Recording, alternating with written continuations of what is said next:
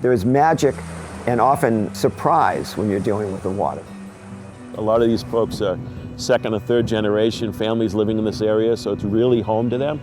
They understand it. They understand the risk living near the waterfront. I want to know the water. I want the water to be intimate. I don't want it to be foreign to me.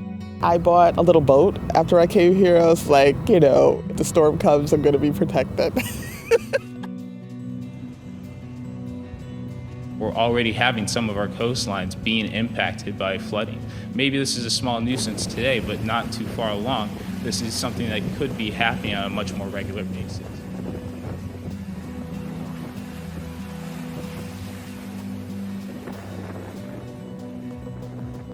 In my tenure as mayor, I have broken the record on inland floods. I have broken the record on coastal floods. Climate is the issue that is going to define the next 100 years.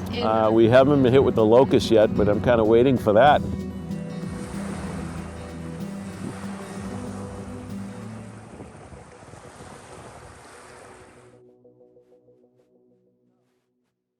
It wasn't until around 10 years ago that the city of Boston really got concerned too much about how to respond or adapt to climate change. I'm Paul Kirshen, a professor at UMass Boston in the School for the Environment. And right now we're at Belle Isle Marsh. The mantra for Boston was, we don't want a Sandy here. That led to this interest in looking at, should Boston build a large barrier to protect us against present increased coastal flooding. I am the project manager of an initiative of which we call the Boston Harbor Regional Storm Surge Working Group.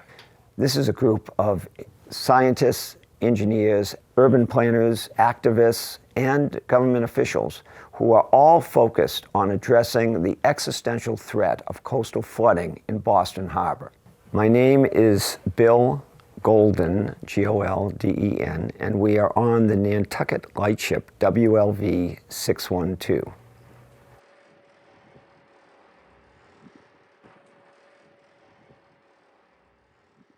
One of the reasons the lightship is in New Bedford is that there is a Seagate system. That Seagate system closes just before a storm and allows the water levels in New Bedford Harbor to stay pretty much the same. You don't have storm surge anymore in New Bedford Harbor because of this system. The system was built 50 years ago. And what has been the impact of that? We now have the wealthiest fishing port in the United States.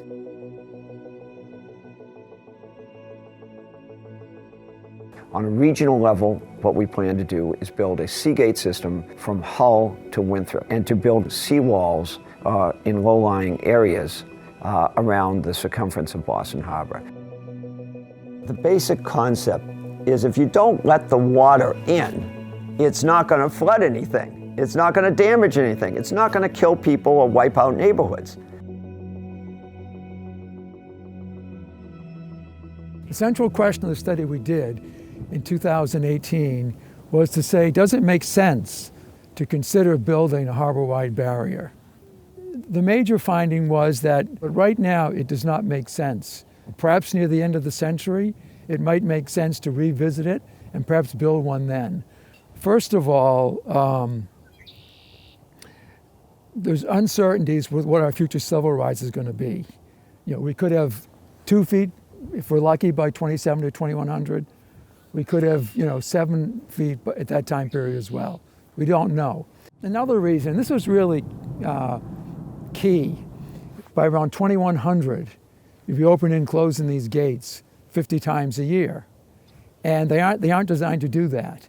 You definitely impact the circulation and water quality of the harbor, and you start to have major environmental impacts. So essentially this project, if you build it in 2050, by the time it's 2100, 50 years, you spent $10 billion, you have a system that doesn't make sense anymore. It's not functional. There was a study done that had, I believe, very significant limitations and should definitely be seen as a very basic preliminary study that never looked at the interaction between a regional system and a land-based system, which is what we advocate as the solution. We looked at the alternative, which was, what we call nature-based solutions. And nature actually does a pretty good job in terms of managing flooding. Boston Harbor has a wonderful set of islands out there. And those islands, when we get a major storm, they absorb the wave energy. On the coastal side, you would have a wetland or a marsh, and you'd have habitat, and that have ecological benefits. And then on the surface, you'd have this, playing field or forested area, which have all sorts of social benefits, particularly in a lot of the neighborhoods that do not have a lot of open space. I mean, you can imagine East Boston, one of the most vulnerable to coastal flooding in Boston, ringed by this beautiful perimeter of open space. The nature-based systems, you can build them up over time as the sea level rise and the climate change occurs. It's the perfect solution to deal with the uncertainty of the future climate. It's a myth that you're going to stop storm surge with wetlands in urbanized areas. So it's not that these projects today in Boston aren't worthwhile. I support them. But the people that think that this is a solution for the 15 cities and towns that flood through Boston, I think that they're misinformed. And we can make profound misjudgments if we engage in magical thinking now for generations to come.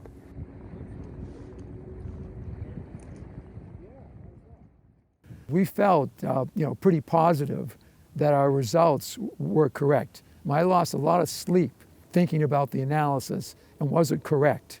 One social disadvantage of these nature-based systems is if you make an area green and resilient, you make it very attractive.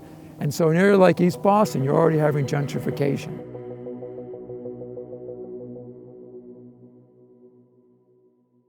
East Boston has always been the attractor for the immigrant population. We represent more than 50% of the Hispanic community of Boston.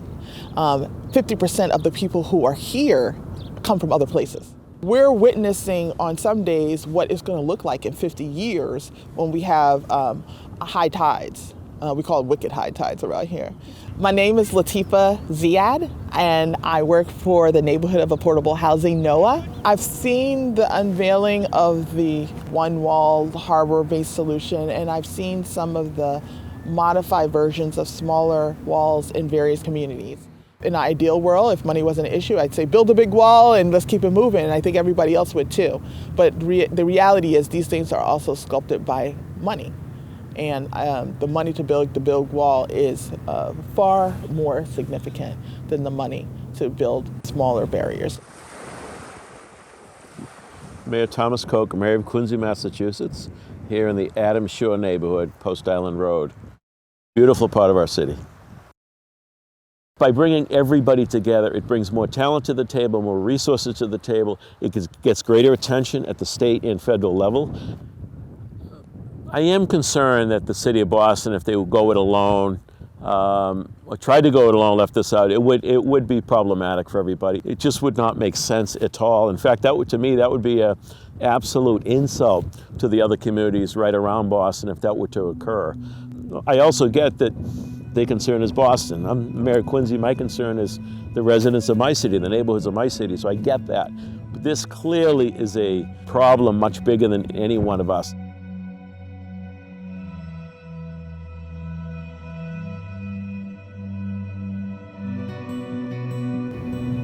Communities want to own their own idea, right? I want to be the one who is the champion of the waterfront.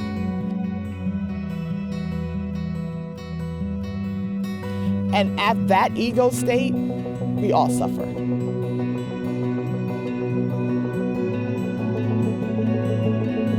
Can we be in true collaboration? That's actually the test.